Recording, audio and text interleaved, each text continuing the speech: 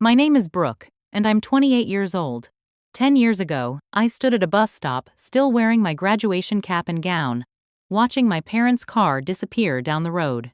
They left me with nothing but $10 and the cruel parting words, "You're on your own now. That's what you wanted, right?"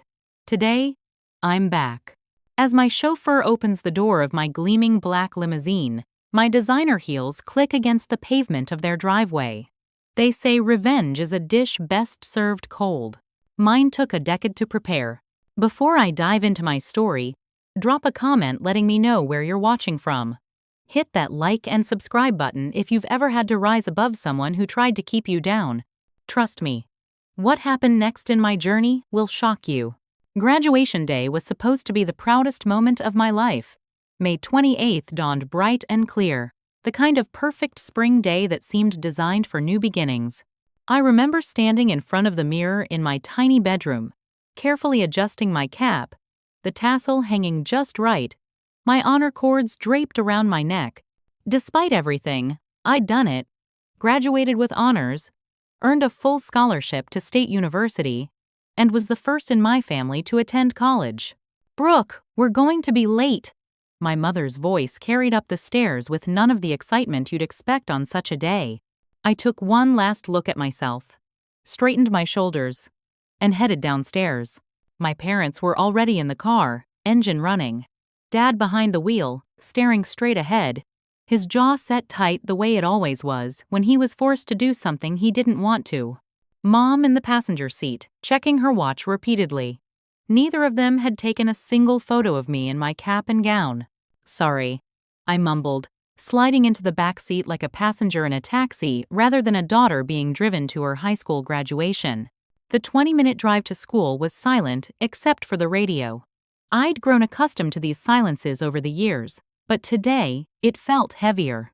I expected at least some acknowledgement, maybe a reluctant congratulations or good job. Nothing came. At the ceremony, they sat far back in the bleachers while other parents crowded the front rows, cameras ready. When my name was called, when I walked across that stage as valedictorian, I squinted against the lights to find their faces in the crowd. They weren't even looking at the stage. Dad was checking his phone. Mom was digging through her purse. After the ceremony, classmates were swept into bear hugs, showered with flowers and gifts. I stood awkwardly, diploma in hand, as families took photos and made dinner plans. Ready to go?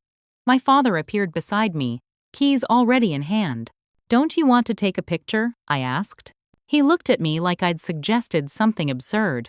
"What for?" "Let's go." Back in the car, I couldn't contain my disappointment any longer. Most parents are proud when their kid graduates top of their class. My father's knuckles whitened on the steering wheel. Most kids aren't so high and mighty about it. "You think you're better than us now with your fancy scholarship?" I never said that.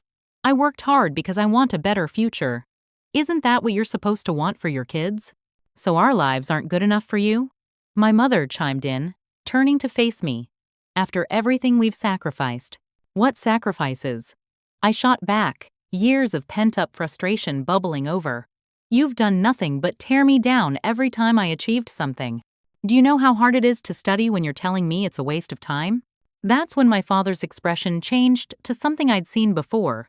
Cold, calculating anger. He made a sudden turn, heading away from our neighborhood. "Where are we going?" I asked, a note of panic creeping into my voice. "You want independence so badly? You're so smart and ready for the real world? Fine." 20 minutes later, we pulled up at the Greyhound bus station on the edge of town. My father parked and turned to face me. "Your mother and I have discussed this. You're 18 now. An adult. You want to go off to college and live your own life? Start now." My mother wouldn't look at me as she pulled a $10 bill from her wallet and held it out. "This should get you started." "What are you talking about?" "This isn't funny." My voice shook as reality began to sink in. "We emptied your account yesterday. That money will help us with bills since you won't be contributing anymore." My father's voice was matter of fact, as if he was discussing the weather instead of telling me they'd stolen the $3,200 I'd saved from 2 years of working part-time at the grocery store. "You can't do that. That was my money. I earned it." I was shouting now, tears streaming down my face. Our name was on the account. Legally, it was our money. He smiled thinly. You should have read the fine print. Consider it your first lesson in the real world. Get out, my mother said quietly. You're on your own now. That's what you wanted, right?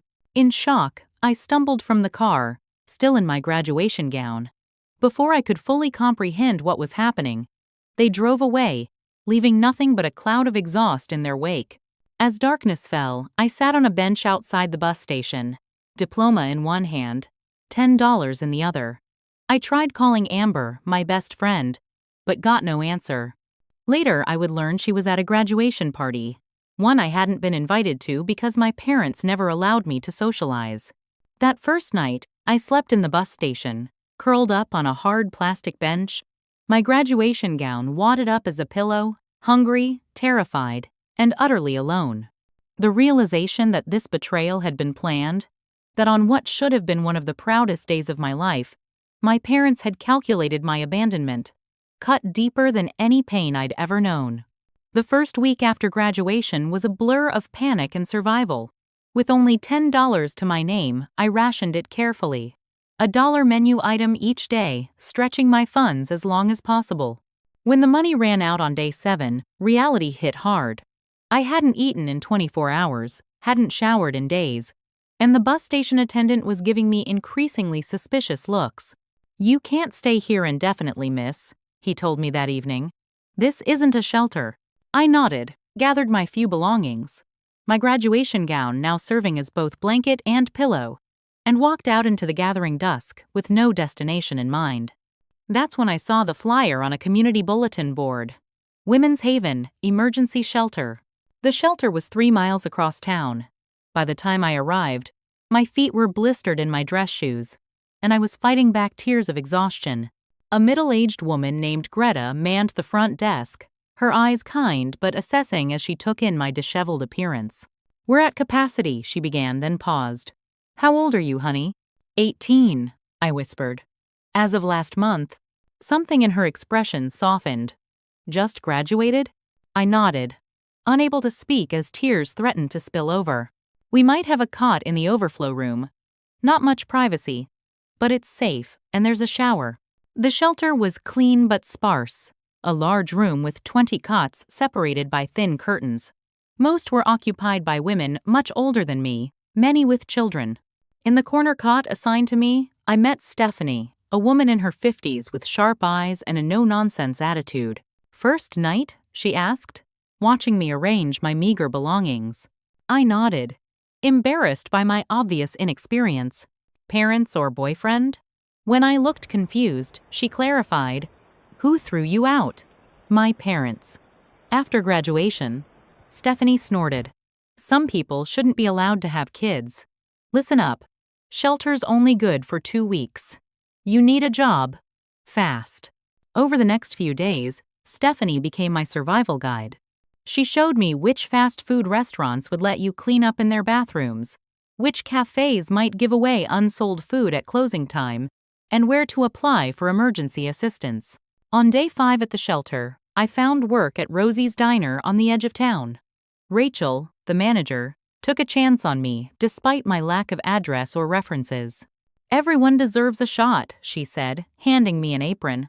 Just don't make me regret it. The work was exhausting. 8-hour shifts on my feet, dealing with impatient customers and greasy dishes. But the $7.25 an hour was my lifeline, and I threw myself into it with desperate determination. Not everyone at the diner was as kind as Rachel. Tiffany, a waitress who'd been there for years, seemed to resent me immediately. College girl thinks she can just waltz in and take shifts from people who really need them. I overheard her telling the cook one day.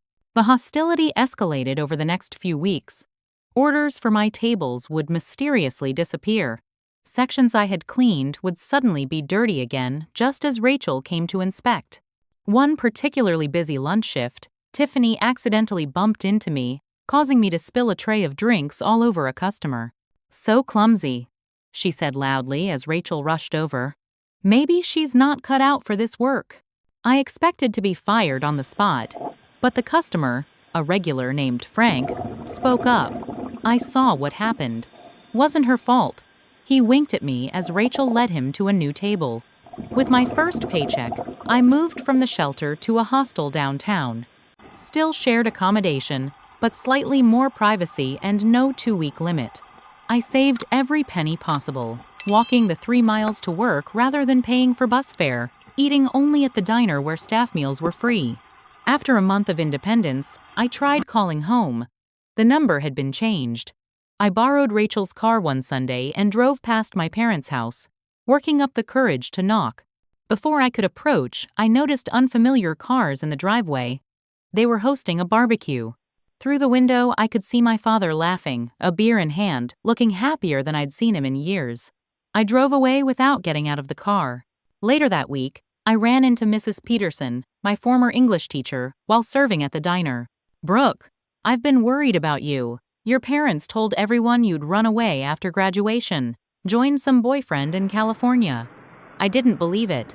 The realization that my parents had crafted a narrative that made them the victims, the abandoned rather than the abandoners, was the final straw. That night, I locked myself in the hostel bathroom and broke down completely, sobbing until my throat was raw and my eyes swollen. As I curled on the bathroom floor, Stephanie's words from the shelter came back to me. "You can get bitter, or you can get better. Getting bitter is easy. Anyone can do it. Getting better, that takes work." The next morning, a Tuesday in late July, I made my choice. I was done crying. Done hoping my parents would realize their cruelty and welcome me back. I brushed my teeth, put my hair in a neat ponytail, and added a touch of mascara I'd borrowed from a hostel roommate. When I arrived at work, Rachel noticed the change immediately. "You look different today." "I feel different," I told her. "I've been focused on survival. Now I need to focus on living."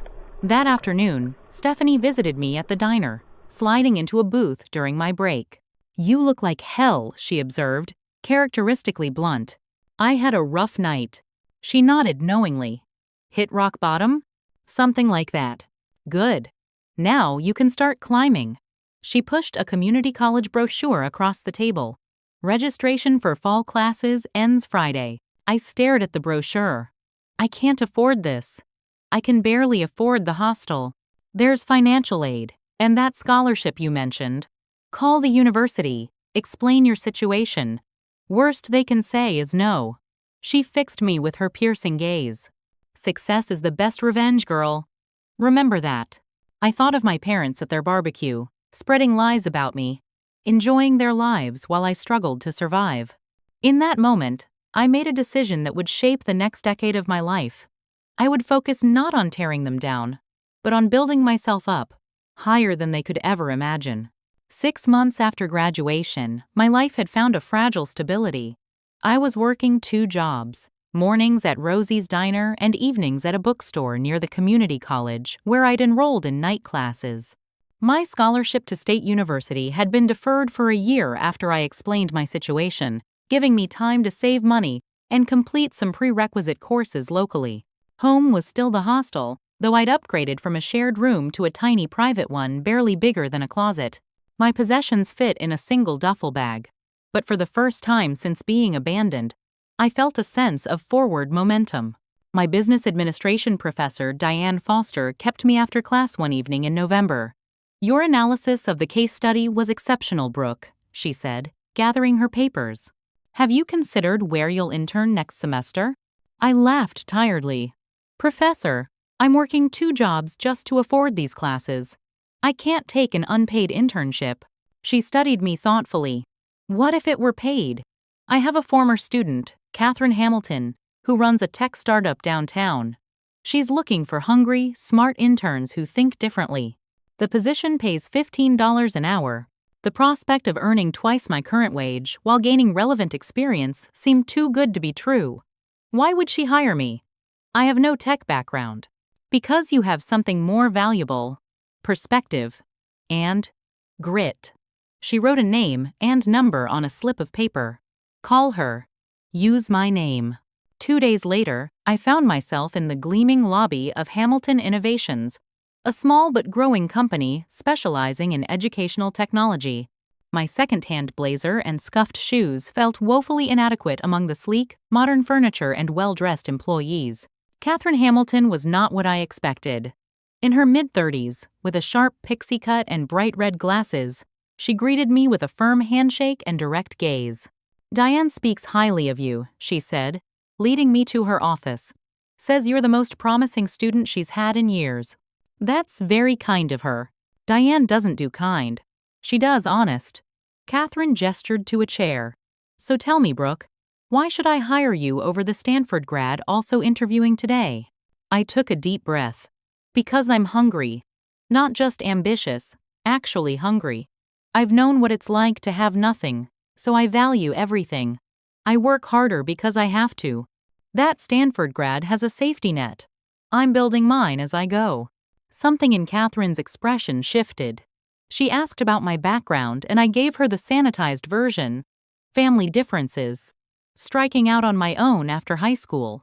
She didn't need my sob story. She needed to see my strength. A week later, I was hired as a project development intern, working 20 hours a week while continuing my classes. The office was populated largely by graduates from prestigious universities, many from privileged backgrounds who viewed their positions as stepping stones rather than lifelines. Tyler Richardson, a recent Yale graduate and the son of a venture capitalist, was assigned as my mentor. From day one, his condescension was palpable. "Don't worry about understanding the technical aspects," he told me during orientation. "Just focus on the basic administrative tasks. That's mostly what you'll be doing." But I didn't want to just fetch coffee and schedule meetings. Each night after my shift, I stayed up studying the company's products, teaching myself basic coding through free online resources, and developing ideas to improve user experience based on my own background in struggling public schools. 3 months into the internship, Catherine announced an all-hands meeting. "Our education platform needs fresh perspectives. Everyone will present improvement ideas next Friday. Best concept gets fast-tracked for development." This was my chance. I poured every spare minute into my presentation, creating mock-ups of a module that would make educational resources accessible to students without reliable internet at home. Students like I had been. The night before presentations, I stayed late to rehearse in an empty conference room. Passing Tyler's desk on my way out, I noticed my presentation file open on his screen. He quickly minimized it when he saw me. "Just checking your work," he said smoothly. As your mentor, something felt wrong, but I was too tired to confront him. The next morning, reviewing my slides one last time, I discovered Tyler had altered my data, changed key statistics, and sabotaged my financial projections. If I had presented it as is, I would have looked incompetent and unprepared. With only 3 hours until the meeting, I frantically rebuilt my entire presentation from scratch. No breaks, no food, just desperate focus as I recreated weeks of work. When my turn came to present, I was running on nothing but adrenaline and determination. Tyler smirked from his seat, clearly expecting disaster. Instead, I delivered the most passionate pitch of my life, my voice growing stronger with each slide. "This isn't just theoretical for me," I concluded. "I was that student without home internet, using public library computers with strict time limits. This module could change outcomes for thousands of students facing similar barriers." The room fell silent when I finished. Catherine removed her red glasses, polishing them thoughtfully. "That was unexpected," she said finally, in the best possible way. 2 days later, Catherine called me into her office. "Your idea has been approved for development. You'll lead the project team." "But I'm just an intern," I stammered. "Not anymore.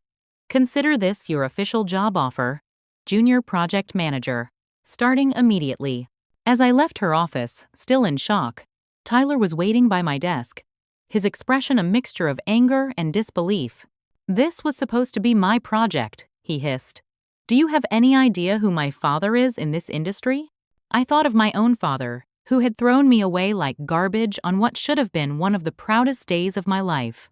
Of all the nights I'd gone hungry, all the hours I'd worked while Tyler and his privileged peers complained about having to wake up for 9 a.m. meetings. "I don't care who your father is," I replied calmly. "I care what you can do." And so far, that seems to be sabotaging colleagues rather than creating anything of value. His face flushed red. You'll regret this. Maybe I should have been frightened.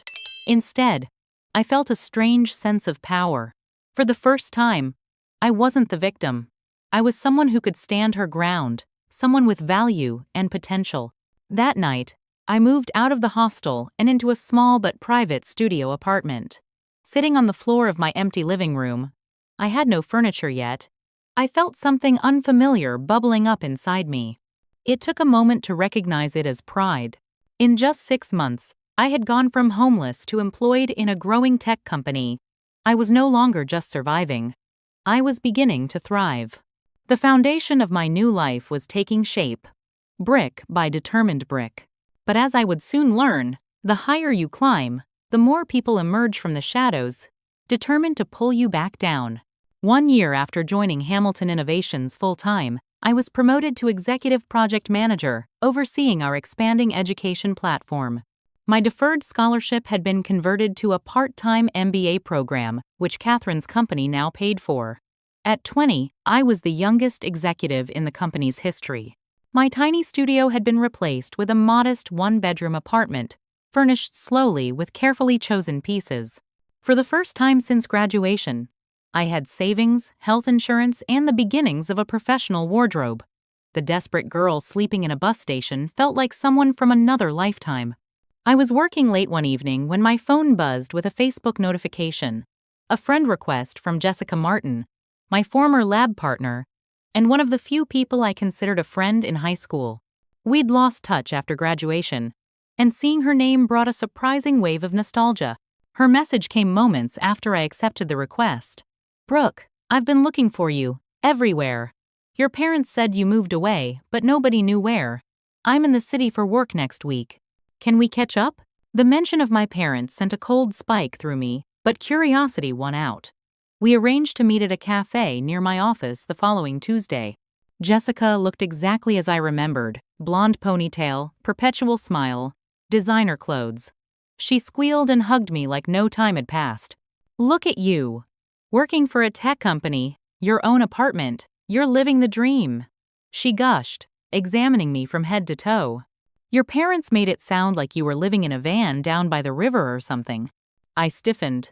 What exactly did my parents tell you? Jessica's expression grew serious. That you left right after graduation. Wouldn't tell them where you were going, cut off all contact. They were devastated, Brooke. Your mom cried when I asked about you. The familiar anger rose in my chest, but I tamped it down. That's not what happened.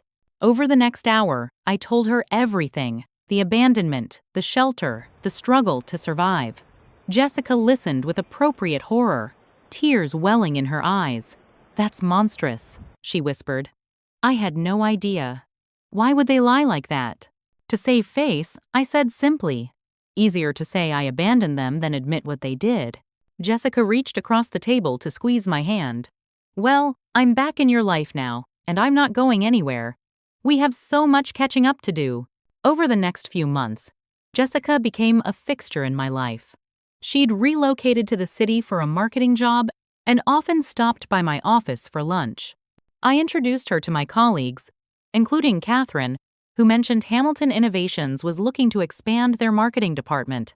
You should apply, I told Jessica over drinks one evening. The company's growing fast. Catherine values my opinion. I could put in a good word. You'd do that for me? Her eyes widened. After all this time apart? Of course. It's nice having a piece of my old life back, someone who knew me before. In a moment of vulnerability, fueled by 2 glasses of wine and the comfort of talking to someone who shared my history, I confided in Jessica about the company's plans to pitch a major educational contract to the State Department. This could double the company's valuation overnight, I explained. We've been developing the platform for months. The presentation is next week. I'm leading it. Jessica was full of encouragement and questions, seemingly genuinely interested in my work.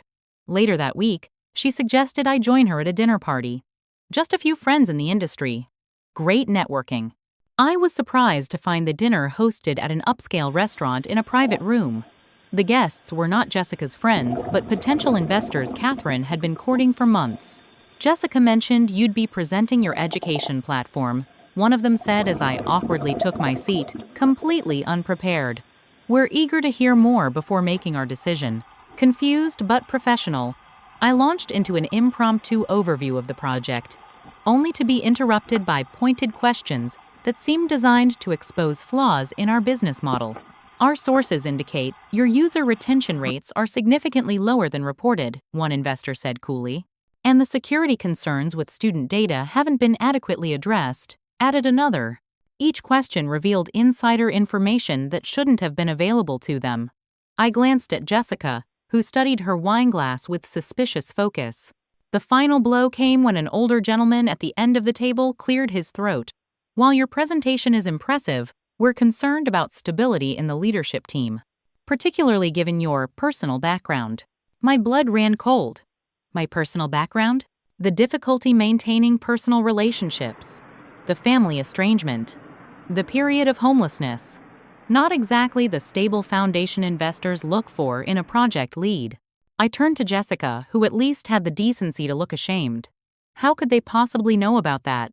The dinner ended abruptly when I excused myself, barely maintaining composure until I reached the street. Jessica followed me out. Brooke, wait. I can explain. I whirled to face her. Explain what? How these investors know details about my life I only told you? Your parents reached out to me months ago, she admitted, her facade crumbling.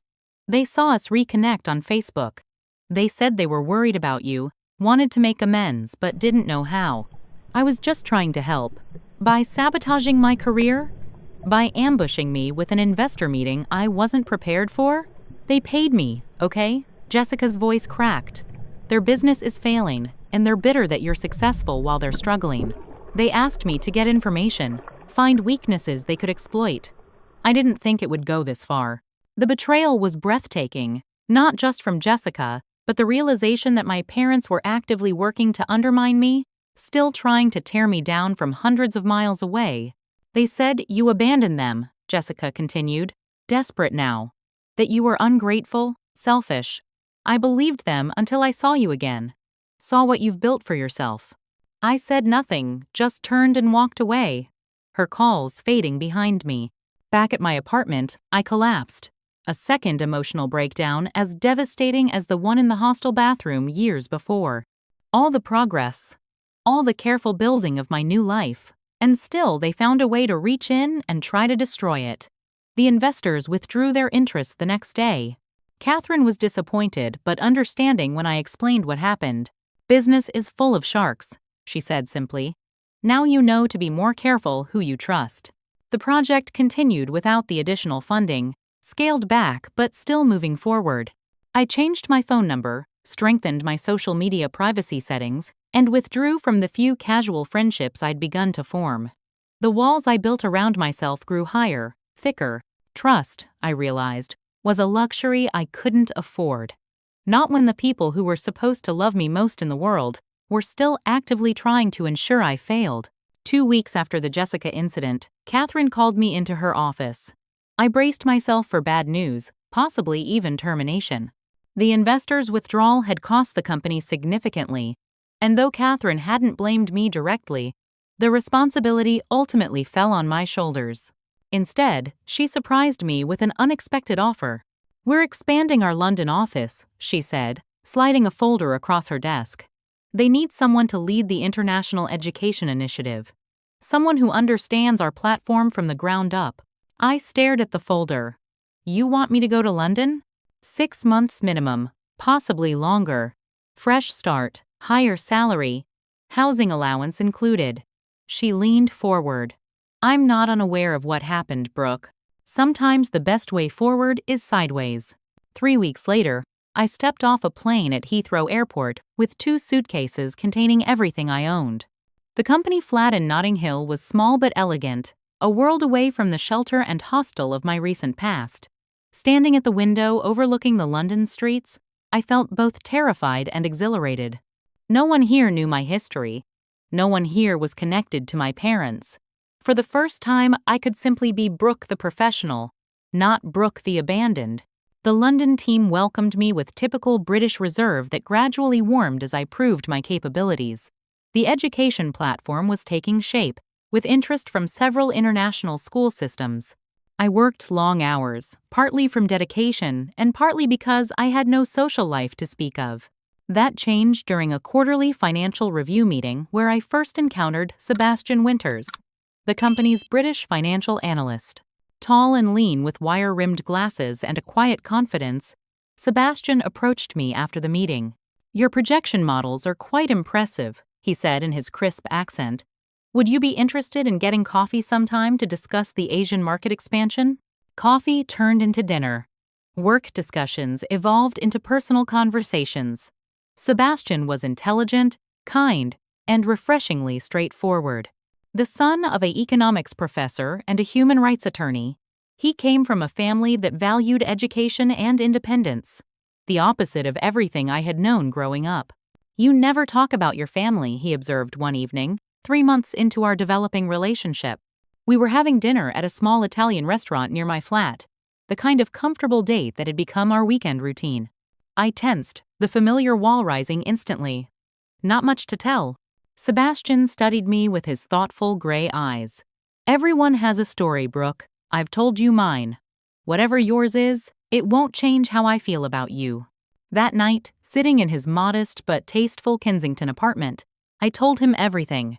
The graduation day abandonment, the shelter, the struggle to survive, Jessica's betrayal, my parents' continued attempts to sabotage my success. I expected shock, pity, perhaps even the subtle withdrawal I'd experienced from others who found my background too complicated, too messy. Instead, Sebastian listened intently, asking occasional questions but mostly letting me speak uninterrupted. When I finished, he took my hands in his. "Thank you for trusting me with your story," he said simply. "It explains a great deal about your strength.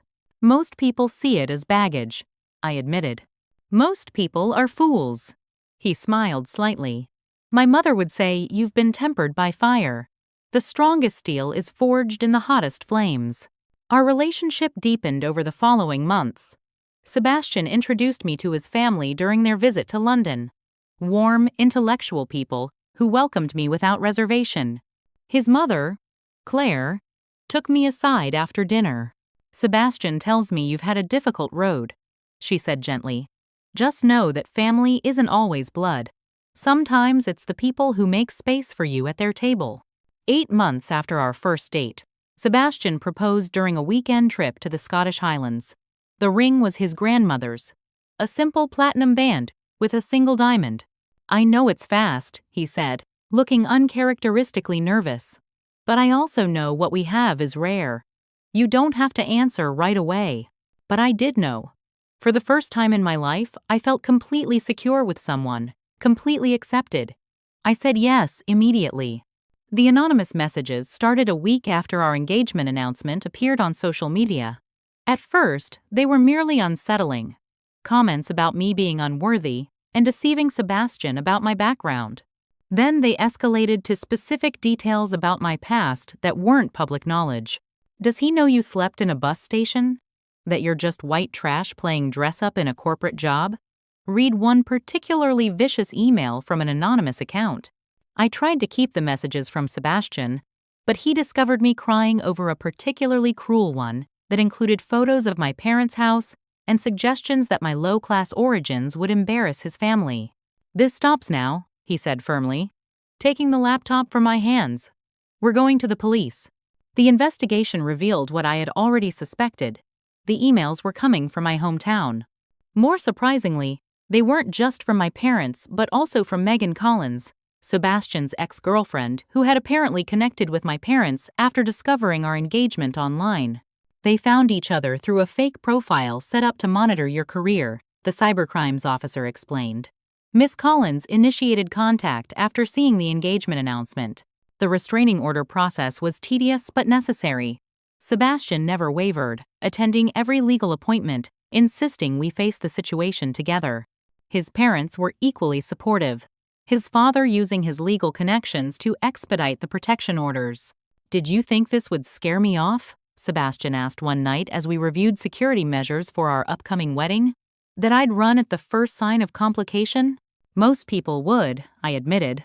It's a lot of drama to sign up for. I'm not marrying most people. I'm marrying you. He squeezed my hand. Besides, my mother thinks you're splendidly resilient. High praise from a woman who once negotiated hostage releases in war zones. Our wedding plans shifted from a medium-sized London ceremony to a small private affair at Sebastian's family estate in Oxfordshire. Only 20 guests. His family, close friends, and a few colleagues including Catherine, who flew in from New York. The night before the wedding, security alerted us to an attempted breach of the property. Megan had tried to access the grounds but was intercepted before reaching the house. Hours later, a florist delivered a baby gift with no card. Security found a tracking device hidden inside the plush rabbit. Your parents and this Megan person are properly disturbed, Sebastian's father declared, instructing the security team to double their presence for the ceremony. Despite the drama, our wedding day dawned clear and beautiful. In the small 16th century chapel on the estate grounds, surrounded by only those who truly cared for us, I married Sebastian with simple, heartfelt vows. For the first time since being abandoned at 18, I felt like I belonged somewhere, to someone who chose me unconditionally. At the intimate reception afterward, Catherine pulled me aside, champagne in hand. When I sent you to London, I hoped you'd find your footing professionally, she said, smiling. You found much more than that. Thank you for taking a chance on me, I replied.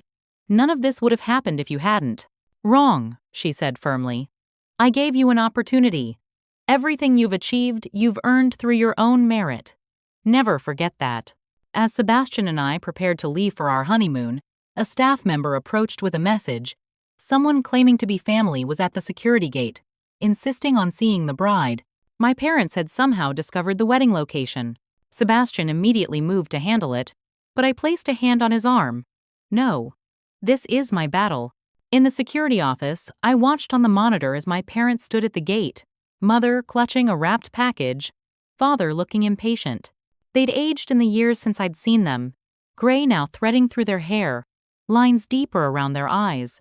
I instructed security to deliver a message. The daughter you abandoned at a bus station no longer exists. Please leave my family and me in peace. I watched them receive the message, saw my mother's face crumple and my father's harden into the familiar anger I remembered so well. They left the package at the gate. Inside, I later discovered, was my baby blanket and a card claiming they wanted to reconnect with their only daughter.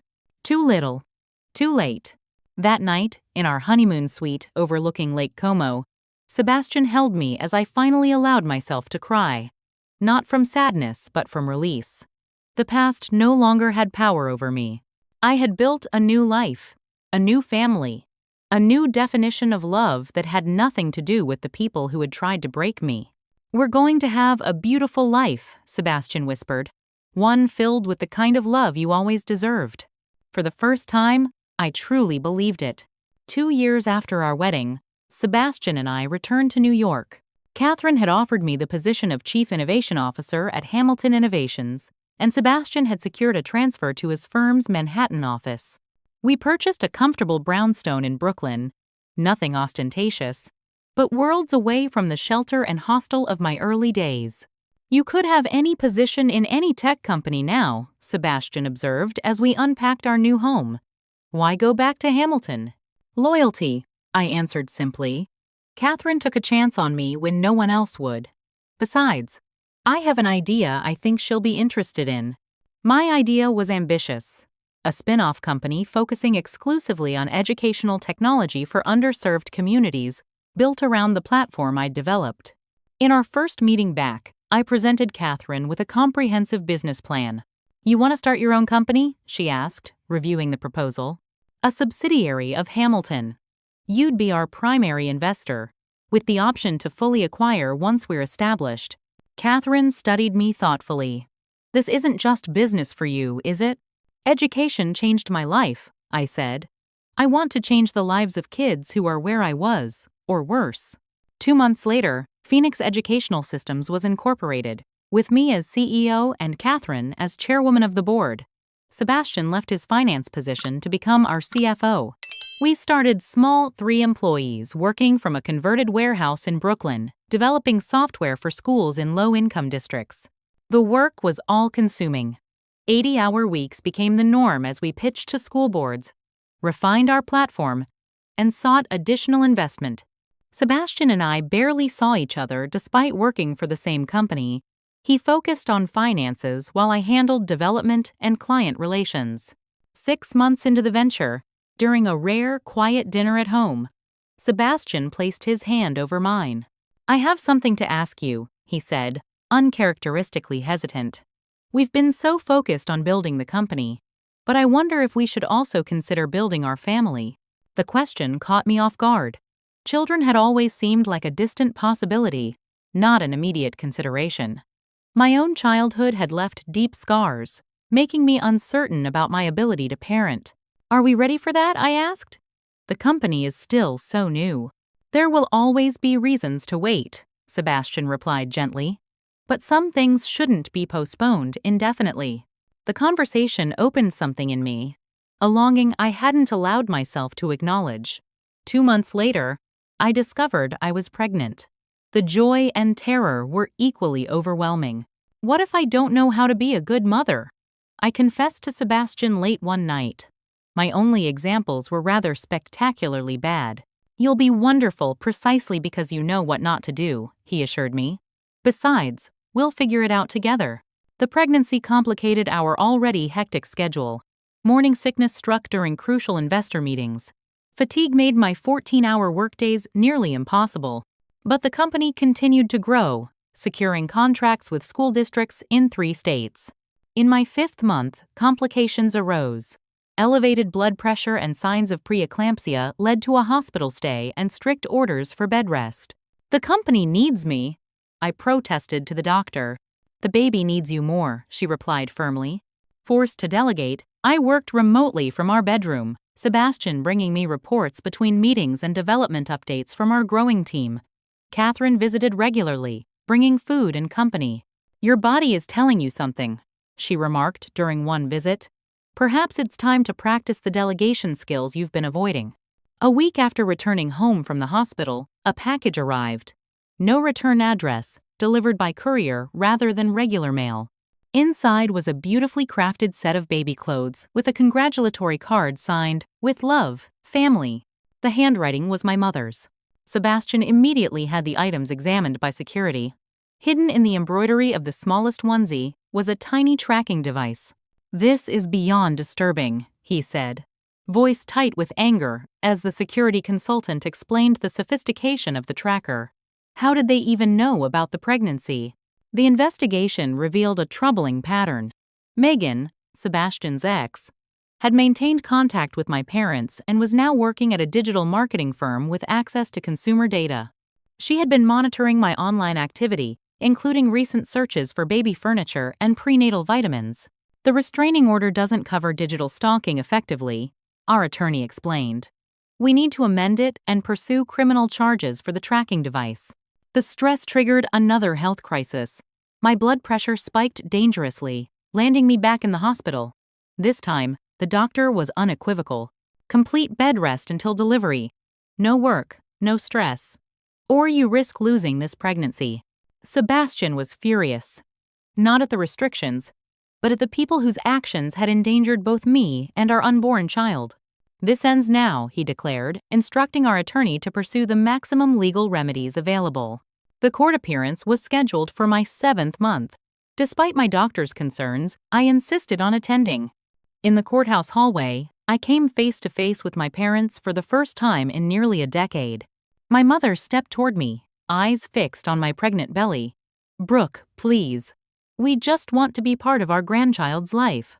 My father stood slightly behind her, his expression unreadable. "Family should stay connected." Family? The word felt bitter in my mouth. "You forfeited that, right when you abandoned me at 18. You forfeited it again when you tried to sabotage my career. And you certainly forfeited it when you put a tracking device on baby clothes." "We've changed," my mother pleaded. "Your father's business troubles have been a wake-up call. We realize what's important now." How convenient that you've changed now that I'm successful in starting a family of my own. I placed a protective hand over my belly. Let me be absolutely clear. You will never be part of my child's life. Ever. My father's facade cracked, the familiar anger emerging. You ungrateful. Mr. Lawrence, Sebastian interrupted, stepping between us. I suggest you consider your next words very carefully. The judge granted the expanded restraining order, including digital communication restrictions.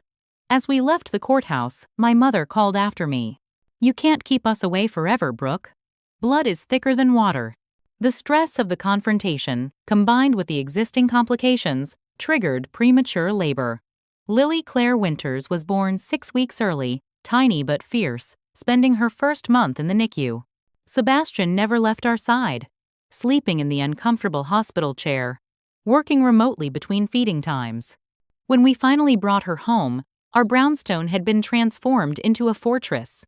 Security system upgraded, monitors in every room, staff carefully vetted. Is this how we'll have to live? I asked Sebastian one night, watching our daughter sleep in her bassinet. Always looking over our shoulders?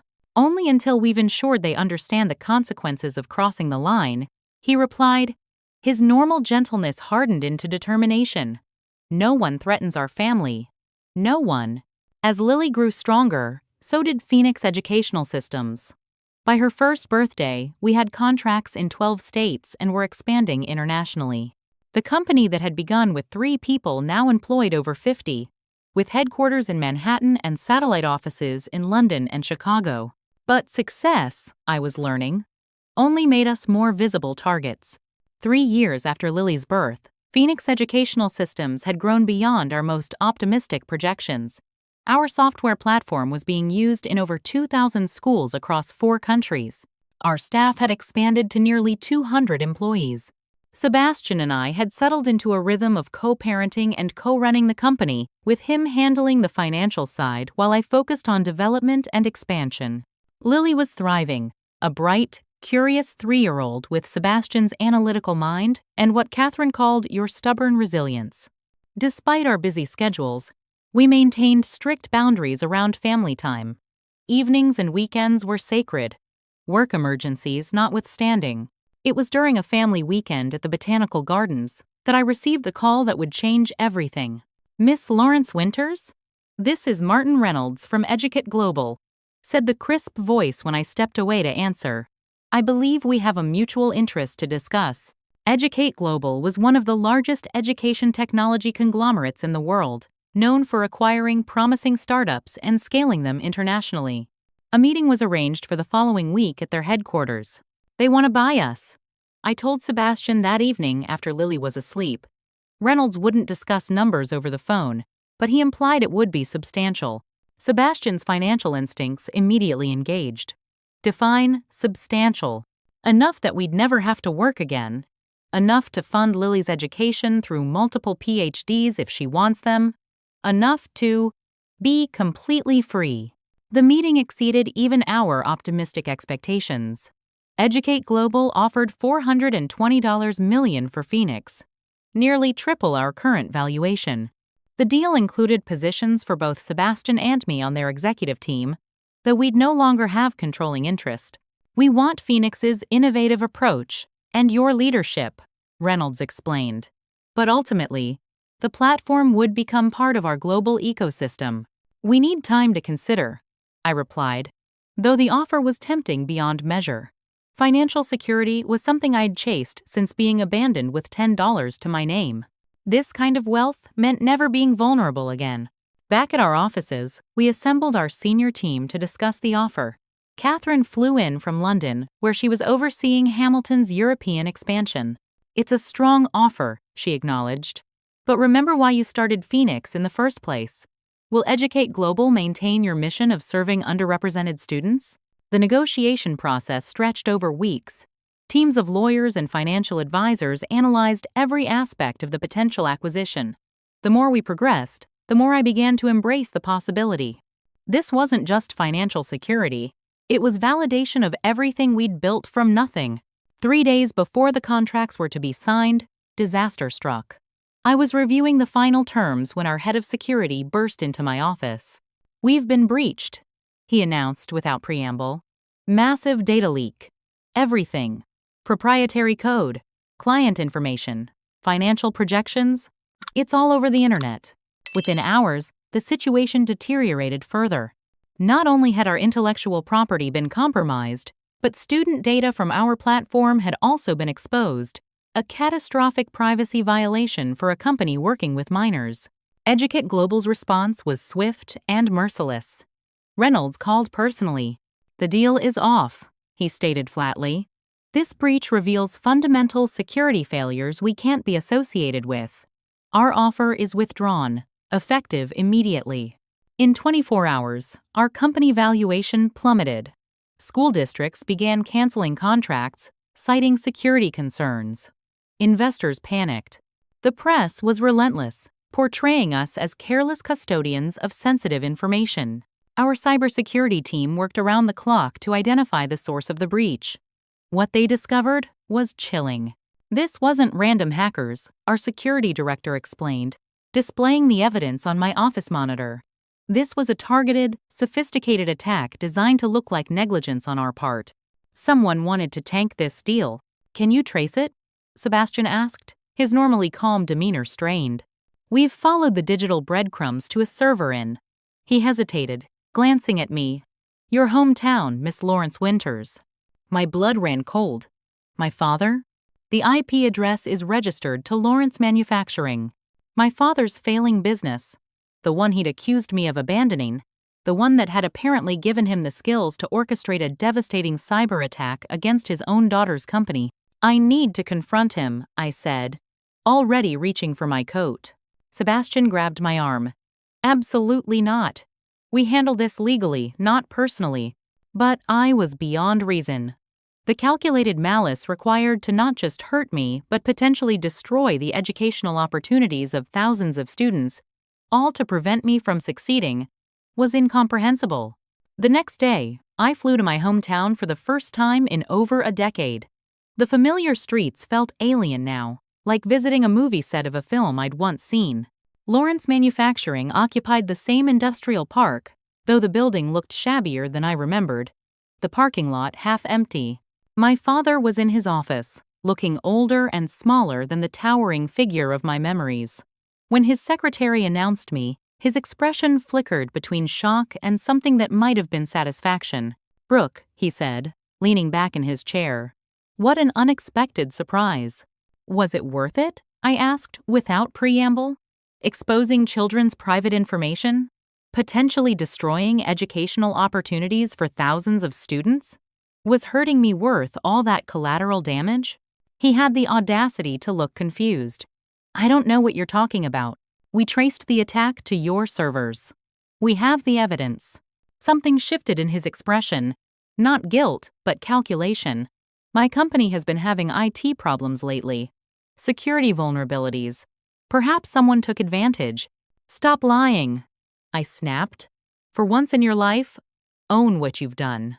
He stood slowly, coming around the desk until we were face to face.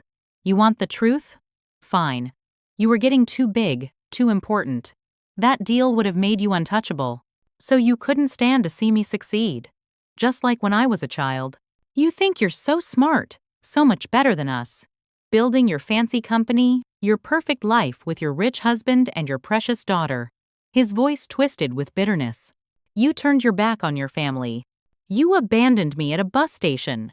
I was shouting now, years of pent-up fury exploding. "You stole my savings. You left me homeless. We taught you self-reliance," he countered, as if rewriting history. "Everything you've achieved, you achieved because we pushed you out of the nest." The twisted logic was so absurd I nearly laughed. Is that how you justify it? Taking credit for my success after doing everything possible to ensure I failed? My phone buzzed. A text from Sebastian. "Thomas involved. Call immediately."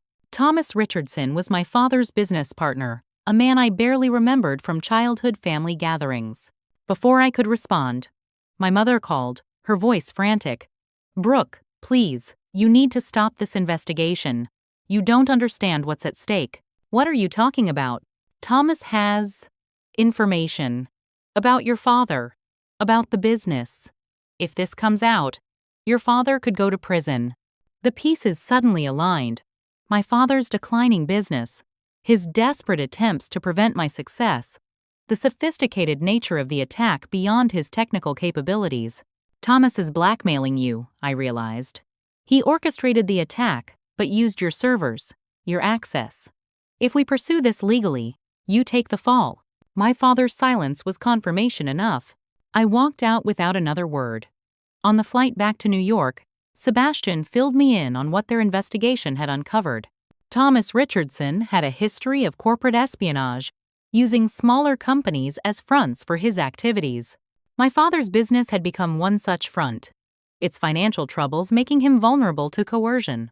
We have a choice, Sebastian concluded. We can pursue charges against your father and Lawrence Manufacturing, which would almost certainly mean prison time for him. Or we can walk away from this particular angle and focus on rebuilding. The decision should have been easy. After everything my parents had done, justice seemed overdue. But the thought of being responsible for my father's imprisonment, regardless of his crimes against me, was more complex than I'd anticipated. In the end, we chose to redirect our legal efforts toward Thomas and away from my father's direct involvement.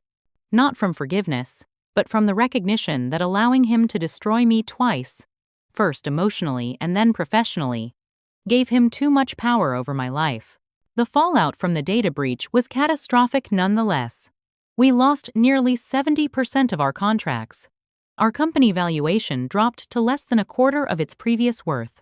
We were forced to lay off over half our staff and sell our beautiful brownstone, moving into a modest apartment to keep the company afloat. Sebastian fell into depression as the financial empire he'd helped build crumbled around us. For the first time since I'd known him, his natural optimism faltered. "We should have taken the first offer," he said one night, staring at spreadsheets projecting our continued losses. "Before the breach. Before all of this. We'll rebuild," I insisted, though even I was struggling to see a path forward. "Lily deserved better than this," he murmured. "Security, stability. Lily deserves parents who don't give up," I replied, taking the laptop from his hands. "Just like I deserved parents who didn't abandon me. We are not them, Sebastian. We don't break when things get difficult." That night, watching my husband and daughter sleep, I made a promise to myself. This setback, however devastating, would not define us. The pattern of destruction my parents had begun would end with me. Whatever it took, I would rebuild what they had tried to destroy, not just for myself, but for Sebastian and Lily. The company that had nearly been worth $500 million was now fighting for survival, but I had survived worse. Much worse. And this time, I wasn't alone. Rock bottom has a clarity to it. When you've lost nearly everything, priorities sharpen into focus. 2 months after the data breach, Phoenix Educational Systems was operating out of a converted warehouse space, a significant downgrade from our sleek Manhattan offices. Our staff had been reduced to a core team of 20, most working for reduced salaries and equity promises. Our apartment in a middle-class neighborhood of Queens was a far cry from the Brooklyn brownstone we'd loved. Lily's private preschool had been replaced with a local daycare. The trappings of success had fallen away, leaving only what truly mattered: our family and our mission. Sebastian was slowly emerging from his depression, his natural resilience reasserting itself. One morning, I found him at the kitchen table before dawn, surrounded by financial projections. "We've been approaching this wrong," he said, not looking up. "Trying to rebuild what we lost instead of creating something new." That afternoon, Catherine arrived for an emergency strategy session. At 72, she remained sharp as ever, her iconic red glasses now complemented by a sleek silver bob. "Phoenix is finished in its current form," she stated bluntly after reviewing our situation. "But the ashes of a phoenix are where new life begins." Her proposal was bold. Hamilton Innovations would acquire the remains of Phoenix Educational Systems, integrating our technology into their broader platform while maintaining our educational focus. Sebastian and I would become partners rather than sole owners, with Catherine as the majority shareholder. "You're offering us a lifeline," I acknowledged. I'm offering a partnership, she corrected. I've watched you build something extraordinary once. I'd like to help you build something even better the second time. The restructuring was painful but necessary. We rebranded as Horizon Learning Systems, a division of Hamilton Innovations. Our focus shifted from school district contracts to individual learning applications, minimizing the student data security concerns that had damaged us previously. Sebastian led a complete overhaul of our financial structure, while I worked directly with cybersecurity experts to rebuild our platform from the ground up. The attack that had nearly destroyed us became our greatest teacher. Each vulnerability exposed was an opportunity to create something stronger. We're essentially unhackable now, our new security director reported 6 months into the rebuilding. We've implemented security protocols that exceed military standards. Slowly, cautiously, we began to recover. Catherine's reputation opened doors that had been slammed shut after the breach. Small contracts turned into larger ones. Former clients began to return, impressed by our transparency about what had happened and our comprehensive security measures. The breakthrough came unexpectedly. A major tech conference in San Francisco, where I had been invited to speak about corporate resilience in the face of targeted attacks. My session was scheduled for a small side room, reflective of our diminished industry standing. But something unexpected happened. As I shared our journey, the rise, the deliberate sabotage, the painful rebuilding, the room filled beyond capacity. Attendees stood along the walls, sat in the aisles. The vulnerability and honesty of our story resonated in an industry often characterized by artificial perfection. A video of my presentation went viral within the tech community. Suddenly, Horizon was being discussed not as a cautionary tale, but as a comeback story. Interview requests poured in. Potential investors reached out. Our new platform, designed with unprecedented security and accessibility features, generated interest from international markets we hadn't previously considered. 6 months after the conference, our valuation had tripled. A year later, it had grown tenfold.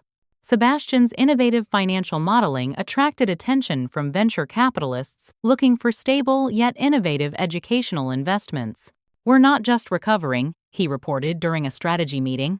We're exceeding our pre-breach projections. The most significant validation came when our platform was selected for a pilot program by the U.S. Department of Education, potentially opening access to millions of students nationwide. The official announcement described our security protocols as setting a new industry standard. In the midst of this professional renaissance, news arrived from my hometown. Lawrence Manufacturing had closed permanently, filing for bankruptcy amid investigations into corporate espionage. Thomas Richardson had been indicted on multiple federal charges, and my parents were facing financial ruin, their house in foreclosure. "Does it give you satisfaction?" Sebastian asked when I showed him the news article. "No," I answered truthfully. "Just a sense of closing a circle." That night, I made a decision that surprised even me. Using a shell company Sebastian had established for privacy investments, I placed a bid on my parents' foreclosed house. Not out of sentimentality or reconciliation, but to close the final chapter of that story on my own terms. "Are you sure about this?" Sebastian questioned. "That house holds painful memories." "It's not about the house," I explained. "It's about taking back control of a narrative they've tried to write for me since childhood." As Horizon continued its meteoric rise, Sebastian and I found our work-life balance improving as well. With a strong executive team in place, we no longer needed to work 80-hour weeks. Lily, now 5, was flourishing in kindergarten, her natural intelligence matched by a kindness that made us proudest of all. "We've created something beautiful from something broken," Sebastian observed on Lily's 5th birthday, watching her play with friends in our new garden. We had recently purchased a comfortable home in a family-friendly neighborhood, not ostentatious but secure and welcoming. "Not just the company," I replied, squeezing his hand. "Our family." 9 years and 11 months after being abandoned at a bus station with $10 to my name, I found myself in a position I could never have imagined. Horizon Learning Systems was valued at over $1 billion. Our educational platform was used by students in 27 countries. Sebastian and I had been featured in Forbes' list of most influential couples in technology. And my parents' house, the home where I had grown up, where I had been alternately ignored and undermined, was now legally mine. "What are you going to do with it?" Catherine asked when I told her. "I'm going to face my past," I replied. On my own terms. The stage was set for a final confrontation, not driven by revenge, but by the need for closure. After a decade of struggle, triumph, betrayal, and redemption, I was finally ready to return to where it all began, not as the abandoned daughter, but as the architect of my own destiny. "When do we leave?" Sebastian asked, already knowing my mind. "Tomorrow," I said, glancing at the calendar. Exactly 10 years since graduation day. This time, I wouldn't arrive on a bus with empty pockets. This time, I would arrive in a limousine, having built an empire from the ashes of their betrayal. The sleek black limousine glided through the familiar streets of my hometown, a stark contrast to the Greyhound bus I'd once thought would be my only way back. From behind tinted windows, I watched as old landmarks scrolled past: the high school where I'd graduated as valedictorian, the diner where I'd worked my first job after being abandoned, the bus station where my life had been forever altered. At 28, I was a different person than the terrified 18-year-old in a graduation gown. My tailored Burberry dress and Louboutin heels were armor of a sort, visible symbols of a success my parents had never imagined possible. My hair, once pulled back in a practical ponytail, now fell in professional waves around my shoulders. The frightened girl was gone, replaced by a woman who had built an empire. "Are you ready for this?" Sebastian asked, his hand steady over mine as the car turned onto my parents' street. "I've been preparing for 10 years, I replied, though my heart hammered against my ribs. The house looked smaller than I remembered. The paint faded, the lawn neglected. According to our information, my parents had been allowed to remain after foreclosure while the new owners, technically us, decided the property's fate. They still didn't know who had purchased their home. As the limousine stopped at the curb, curtains twitched in the front window. My mother's face appeared briefly before disappearing again. The driver opened my door, and the distinctive red soles of my shoes touched the concrete of the driveway where I'd once played hopscotch as a child. Sebastian moved to exit behind me, but I placed a hand on his arm. "Let me do this part alone," I said softly. "Wait with Lily." Our daughter was asleep in her car seat, unaware of the significance of this moment. Sebastian nodded, understanding as always. "We're right here if you need us." The walk to the front door seemed simultaneously endless and too brief. Each step was deliberate, measured, the click of my heels on the walkway announcing my arrival. Before I could knock, the door swung open. My mother stood in the entryway, a decade older but instantly recognizable. Her hair had grayed, deep lines etched around her mouth and eyes.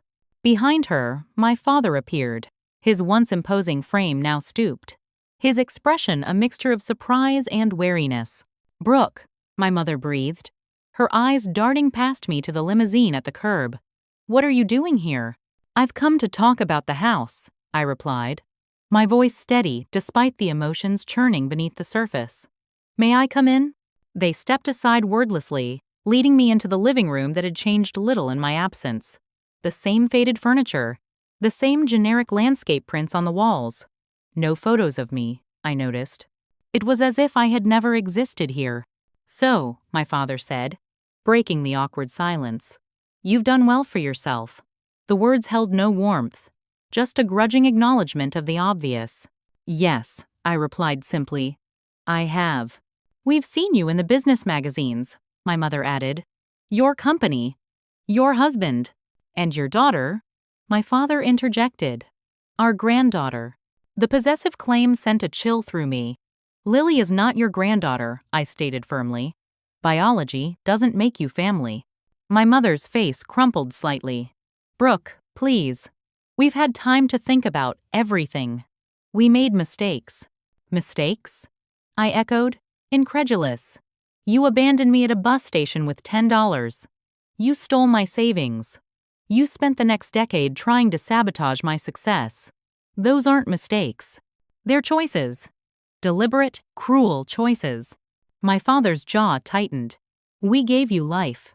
Put a roof over your head for 18 years. The bare minimum required by law. I countered. And then you discarded me the moment you legally could. But that's not why I'm here. I opened my purse and removed a folder, placing it on the coffee table between us. I own this house now. The shock on their faces would have been satisfying if I still craved revenge. Instead, I felt only a calm certainty that I was closing a necessary circle. That's impossible, my father sputtered. The bank sold it at auction to Horizon Holdings, I finished for him. A subsidiary of my company. My mother reached for the folder with trembling hands. You're evicting us? Throwing us out like we. Her voice trailed off as the implication of her own words registered. Like you threw me out? I shook my head. No, I'm offering you a rental agreement. Market rate. Month to month. I slid another document across the table. These are the terms. You can stay, provided you abide by certain conditions. My father snatched up the paper, scanning it with growing indignation. No contact with you or your family. No attempts to reach your daughter. No social media posts claiming relation. He slammed the paper down. This is extortion. This is boundary setting, I corrected calmly. Something I should have done years ago. We're your parents, my mother pleaded. Family is forever. Family isn't about blood, I replied, thinking of Sebastian and Lily waiting in the car, of Catherine who had believed in me, of all the people who had supported and loved me unconditionally. Family is about choice, about showing up, about placing someone else's well-being above your own desires. I stood, smoothing my dress. You have 72 hours to decide. Sign the agreement or vacate the property. My father's face darkened with the familiar anger I remembered from childhood. You think you've won, don't you? The big successful daughter coming back to show her parents how wrong they were. His voice dripped with sarcasm. So smug in your designer clothes and your fancy car. This isn't about winning, I said softly. It's about ending a cycle. It stops with me. My mother moved toward me, hand outstretched. Please, Brooke. We're still your family. We made terrible mistakes, but we love you. We always have. For a moment, just a moment, I felt the pull of what might have been. The parents who could have supported me, celebrated my achievements, loved me without condition. But those parents existed only in my imagination, not in the two people standing before me. Love doesn't abandon, I said, stepping back from her reach. Love doesn't sabotage. Love doesn't harm. I moved toward the door, pausing at the threshold to look back one final time. Sign the agreement if you want to stay, or don't. Either way, I'm done allowing your choices to affect my life. Outside, the afternoon sun cast long shadows across the lawn. The weight I had carried for a decade seemed to lift with each step back to the waiting limousine. Sebastian opened the door as I approached, his expression questioning. Did you get what you needed? He asked softly. I glanced back at the house, at the two figures visible through the window. My mother weeping, my father stone-faced with anger. Not monsters, just deeply flawed people who had made terrible choices. People who no longer held power over me. Yes, I replied, sliding into the car beside him.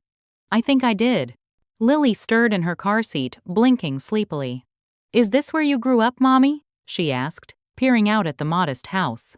Yes, sweetheart. A long time ago. Did you have a happy childhood? Sebastian tensed beside me, but I placed a reassuring hand on his knee.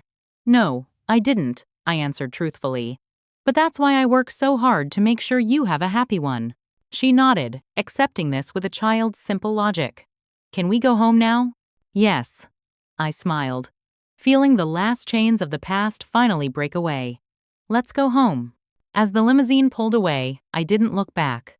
My story had begun in that house, with parents who couldn't love me as I deserved. But the story's ending belonged to me alone.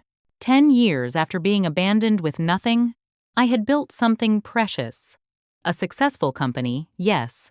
But more importantly, a family based on love rather than obligation. A family that chose each other every day. A family that would never abandon one another. The cycle was broken. And in breaking it, I had finally set myself free. If you've ever had to overcome family trauma or rebuild your life after betrayal, drop a comment below sharing your story. Remember that your past doesn't define your future, you do. Has someone ever underestimated you and lived to regret it? Like this video if you've proven someone wrong through your success. Subscribe for more stories about resilience and triumph. And share this with someone who needs to hear that they can rise above their circumstances. Thank you for joining me on this journey. Remember, the most beautiful phoenixes rise from the hottest fires.